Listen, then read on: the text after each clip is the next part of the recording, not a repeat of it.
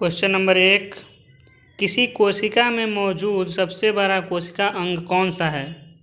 इस क्वेश्चन में बहुत सारे प्रॉब्लम है, हर एक बुक में अलग अलग दिया है। इसमें तो दे दिया है अंतःपराग जालिका यानी कि इंडोप्लाज्मिक रेटिकुलम, लेकिन आंसर ए नहीं होगा, आंसर होगा नाभिक। न्यूक्लियस होता है किसी कोशिका में मौजूद सबसे बड़ा कोशिका अंग। ठीक है दोस्तों, चलिए नेक्स्ट नंबर क्वेश्चन देखते हैं। 2 नंबर, निम्नलिखित में से किस कोशिका अंग को कोशिका का प्रोटीन कारखाना कहा जाता है। कोशिका का प्रोटीन कारखाना राइबोसोम को कहा जाता है। ऑप्शन नंबर डी आपका राइट आंसर है। चलिए क्वेश्चन नंबर 3 की ओर चलते हैं। क्वेश्चन नंबर 3 में है, निम्नलिखित में से कौन सा कोशिका अंग केवल पशु कोशिका में पाया जाता है, यानी केवल जानवरों में पाया जाता है। वो कौन सा कोशिका अंग है जो जानवरों यानी कि पशु कोशिका कहने के बाद उसमें मानव भी आ जाएगा, पशु भी आ जाएगा, सभी आ जाएगा पौधों को छोड़कर, तो वह हो जाता है लाइसोसोम। लाइसोसोम जो है केवल पशु कोशिका में पाया जाता है। बाकी सब जो गोल्जी बॉडी, राइबोसोम और सेंट्रोसोम यह पौधे और जंतु दोनों में पाए जाते हैं, लेकिन लाइसोसोम केवल जंतु में पाए जाते हैं, पौधों में नहीं पाए जाते हैं। चलिए नेक्स्ट क्वेश्चन नंबर 4 की ओर देखते हैं। निम्नलिखित में से अर्धसूत्रण के लिए कौन सा कथन सही नहीं है। अर्धसूत्री विभाजन के लिए कौन सा कथन इनमें से जो दिया गया है वह सही नहीं है, हमको छांटना है। तो अर्धसूत्री 2 चरणों में होता है, यह सही है, बिल्कुल सही है। अर्धसूत्र के परिणाम स्वरूप परिणामी कोषों में गुणसूत्रों की संख्या दोगुनी हो जाती है। नहीं, गुणसूत्रों की संख्या दोगुनी नहीं होती है, बल्कि से आधी होती है। गुणसूत्र के दौरान जनक कोषों के जीन परिणामी कोषों में मिश्रित हो जाते हैं, मतलब जो जीन होते हैं वह परिणामी कोषों में मिश्रित हो जाते हैं। जनक के कोषों में, मतलब जो माता पिता के जो गुण होते हैं वह मिश्रित हो जाते हैं एक दूसरे में। चौथा क्या कह रहा है, जनक ग्रंथि में अर्धसूत्रण युग्मक के उत्पादन के लिए होता है। तो अर्धसूत्रण युग्मक के उत्पादन के लिए ही तो होता है जनन ग्रंथियाँ जो होती है, तो ये भी सही है। तो हमारा ऑप्शन नंबर बी गलत है। क्वेश्चन नंबर 5 की ओर बढ़ते हैं। किस कोशिका अंग को कोशिका का मास्टर कहा जाता है। मास्टर किसे कहा जाता है। कोशिका का मास्टर नाभिक यानी न्यूक्लियस को कहा जाता है। तो ऑप्शन डी सही है। क्वेश्चन नंबर 6 में है, जीवन की मूलभूत इकाई क्या है। तो जीवन की मूलभूत इकाई कोशिका है। यह तो बहुत ही इजी क्वेश्चन है। क्वेश्चन नंबर 7, एक पशु के शरीर की सबसे बड़ी कोशिका इनमें से कौन सी है। पशु के शरीर की सबसे बड़ी कोशिका कौन होती है। न्यूरॉन कोशिका, यानी कि यहाँ पर कहने का मतलब सबसे बड़ी कहने का मतलब है सबसे लंबी कोशिका है जो जीवों में पाया जाता है, न्यूरॉन कोशिका होती है। क्वेश्चन नंबर 8, निम्नलिखित में से कौन सा एक कोशिका में अधिक मात्रा में पाया जाने वाला अणु है। किसी कोशिका में सबसे अधिक मात्रा में क्या पाया जाता है, जल, कार्बोहाइड्रेट, प्रोटीन या शैवाल। तो कोशिका में सबसे ज़्यादा मात्रा में पाया जाने वाला जल ही होता है। ठीक है। क्वेश्चन नंबर 9, कोशिका सिद्धांत निम्नलिखित में से किस पर लागू नहीं होता है। कोशिका का जो सिद्धांत है वह किस पर लागू नहीं होता है। जीवाणु, शैवाल, कवक या विषाणु। तो वायरस पर जो है वह कोशिका का थ्योरी लागू नहीं होता है, यह याद रखिएगा। विषाणु पर कोशिका का सिद्धांत नहीं लागू होता है। क्वेश्चन नंबर 10, निम्नलिखित में से कौन सा कथन सही है। इनमें से कौन चारों कथनों में से कौन सही है वो हमको चूज करना है। तो प्रायः लघुत्तम सहजीवी कोशिकाएं होते हैं, तो यह गलत है, क्योंकि प्रायः लघुत्तम में मतलब कह रहा है कि केवल लघुत्तम ही सहजीवी कोशिकाएं होती है, नहीं बड़े भी हो सकते हैं। माइकोप्लाज्मा की कोशिका भित्ति एमिनो शर्करा की बनी होती है। नहीं, माइकोप्लाज्मा की कोशिका भित्ति एमिनो शर्करा की नहीं बनी होती है। ठीक है। तीसरा है, विषाणु सम एकल तंतु आरएनए अणु में बने होते हैं। तो जी यह सही है, बिल्कुल सही है। वायरस यानी विषाणु जो होते हैं वह एकल तंतु आरएनए से बने होते हैं, यह सही है।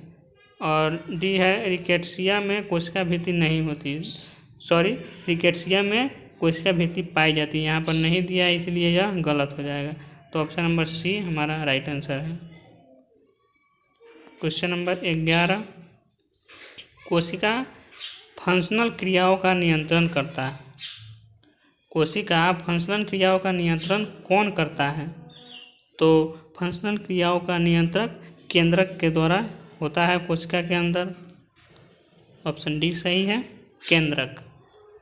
क्वेश्चन नंबर 12, पौधों में कोशिका भित्ति का निर्माण करने वाले जटिल कार्बोहाइड्रेट को क्या कहा जाता है? तो पौधे में जो कोशिका भित्ति का निर्माण होता है वह सेलुलोज के द्वारा होता है। तो पौधों में कोशिका भित्ति का निर्माण सेलुलोज के द्वारा होता है और सेलुलोज एक कार्बोहाइड्रेट होता है। ठीक है। क्वेश्चन नंबर 13, नाभिक के अलावा कोशिका के किस कोशिका अंग में डीएनए होता है?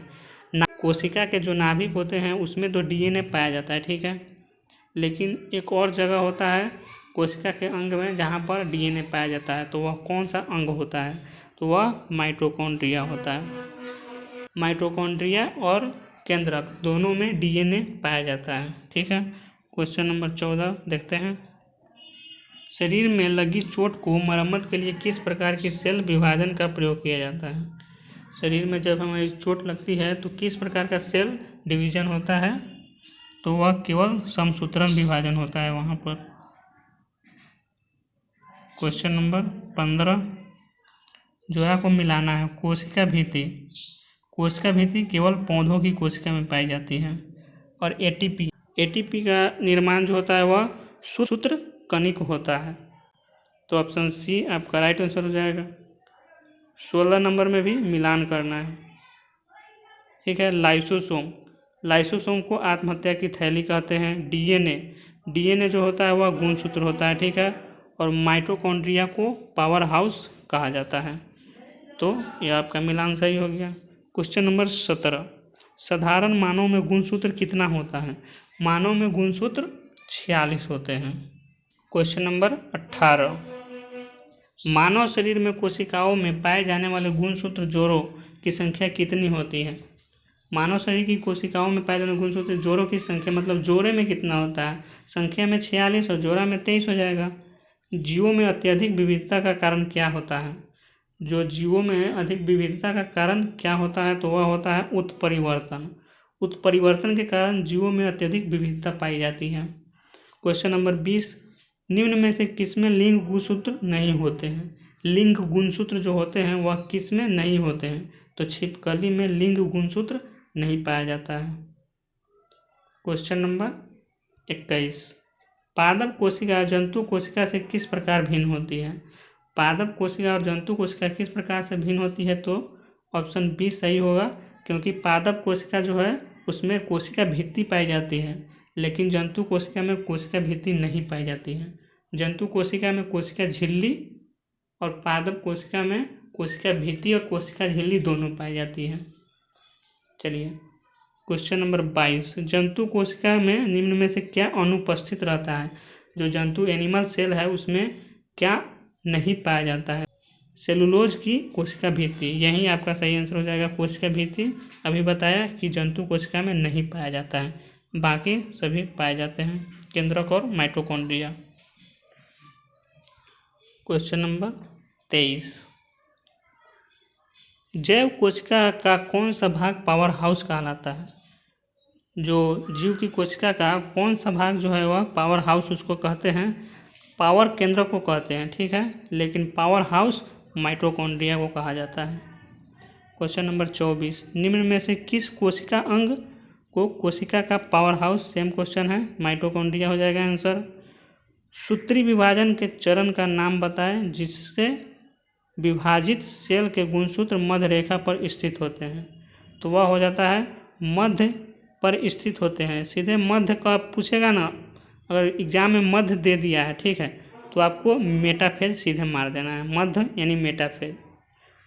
जो कोशिका विभाजन को जो 5 अवस्था होती है, इंटरफेज, एनाफेज, मेटाफेज, टेलोफेज जो होता है ना, प्रोफेज, ये सब 5 अवस्था में जो बीच वाली अवस्था होती है वह मेटाफेज होती है। सबसे छोटी अवस्था जो होती है वह होती है एनाफेज। तो यह आपसे पूछेगा, बहुत इंपॉर्टेंट है। क्वेश्चन नंबर 26, पौधों में पाया जाने वाला नीला, बैंगनी या लाल फ्लोनोइड वर्णक किसकी उपस्थिति के कारण होता है? तो एंथोसाइनिन के कारण पौधों में जो लाल नीला जो फ्लोनोइड वर्णक पाया जाता है, बहुत सारे के पौधे देखे होइएगा, फूल देखे होइएगा, कोई लाल उसका दिखता है, कोई नीला दिखता है, बैगनी दिखता है, वह जो होता है वह एंथोसाइनिन के कारण होता है।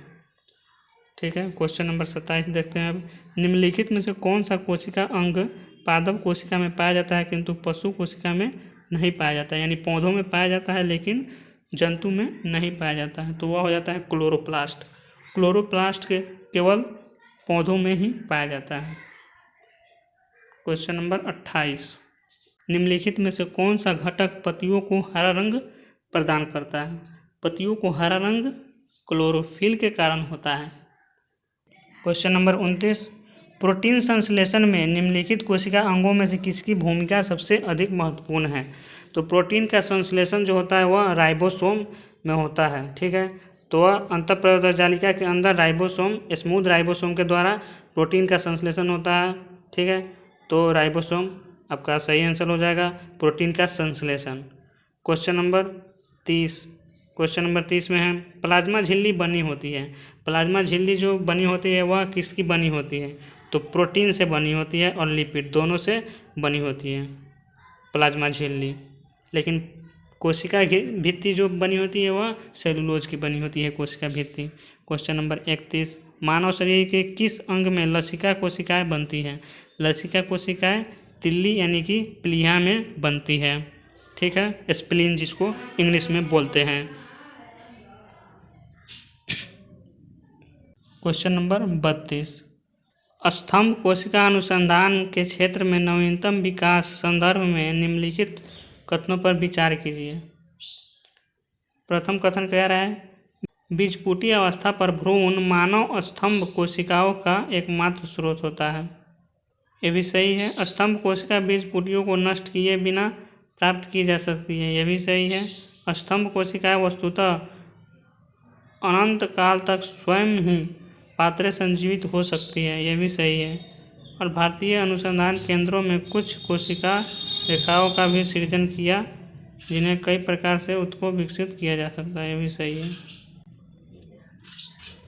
क्वेश्चन नंबर 33, निम्नलिखित में से कौन सा कथन प्राणियों में स्तंभ कोशिकाओं के प्रत्यारोपण के संदर्भ में असत्य है, मतलब गलत है? तो स्तंभ कोशिका एक प्राणी में जीवन भर स्वयं गुणन करती है। ये तो सही है। ये अंगों के क्षतिग्रस्त ऊतकों का मरम्मत भी करती है। ये भी सही है। ये एक या अधिक प्रकार की विशिष्ट कोशिकाओं को बनाने का क्षमता रखती है। ये भी सही है। यह केवल भ्रूण में पाई जाती है, एम्ब्रॉय में पाई जाती है, तो यह गलत हो गया। यह केवल भ्रूण में नहीं पाई जाती है, यह मानव के विकसित मतलब बच्चा में भी पाया जाता है। क्वेश्चन नंबर 34, प्रक्रमित कोशिका मृत्यु के कोशिकीय और आणविक नियंत्रण को कहते हैं। प्रक्रमित कोशिका मृत्यु के कोशिकीय और आणविक नियंत्रण को कहते हैं, एपोप्टोसिस। क्वेश्चन नंबर 35, कोशिका शब्द का प्रयोग सर्वप्रथम किसने किया? कोशिका शब्द का प्रयोग सर्वप्रथम रॉबर्ट हुक ने किया, यानी वह मृत कोशिका का खोज किए थे रॉबर्ट हुक। ठीक है, और ल्यूएनहॉक जो है वह जीवित कोशिका का खोज किए थे, लेकिन सर्वप्रथम तो कोशिका का शब्द वहीं दिए थे रॉबर्ट हुक। क्वेश्चन नंबर 36, कोशिका भित्ति कहाँ पाई जाती है? कोशिका भित्ति पादप कोशिकाओं में पाई जाती है। क्वेश्चन नंबर 37, जीव द्रव के सूखे भाग में पाए जाने वाले सर्वाधिक तत्व कौन से होते हैं? जीव द्रव के सूखे भाग में पाए जाने वाले सर्वाधिक तत्व प्रोटीन होते हैं। यहाँ पे यह गलत है, प्रोटीन नहीं बल्कि ऑक्सीजन होते हैं। ऑप्शन ए सही आंसर है। क्वेश्चन नंबर 38, तारकाय की खोज किसने की थी? तारकाय की खोज बोवेरी के द्वारा किया गया था।